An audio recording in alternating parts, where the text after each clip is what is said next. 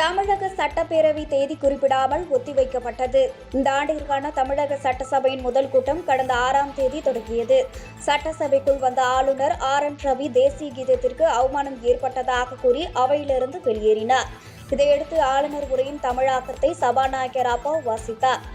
தொடர்ந்து சட்டசபை முன்னாள் உறுப்பினர்கள் மறைவு குறித்து இரங்கல் குறிப்பு வாசிக்கப்பட்டது. பின்னர் சட்டசபையில் வினாக்கள் விடைகள் நேரத்தில் சட்டசபை உறுப்பினர்கள் கேள்விகளுக்கு துறை சார்ந்த அமைச்சர்கள் பதில் அளித்தனர். பெண்களுக்கு எதிராக நடைபெறும் குற்றங்களில் ஈடுபடுபவர்களுக்கு மரண தண்டனை மற்றும் தண்டனையை அதிகரிக்கும் 2 சட்ட மசோதாக்களை முதலமைச்சர் மு.க. ஸ்டாலின் சட்டசபையில் தாக்கல் செய்திருந்தார். இந்த மசோதாக்கள் மீதான விவாதம் நடைபெற்று சட்ட முன்முடிவு ஒருமனதாக நிறைவேற்றப்பட்டது. இந்நிலையில் தமிழக சட்டசபையை தேதி குறிப்பிடாமல் ஒத்திவைத்து சபாநாயகர் அப்பா உத்தரவிட்டார். அரசினர் தீர்மானம் மாண்புமிகு பேரவை முன்னவர் அவர்கள் எல்லா விளக்கத்தையும் சொன்னா நல்லா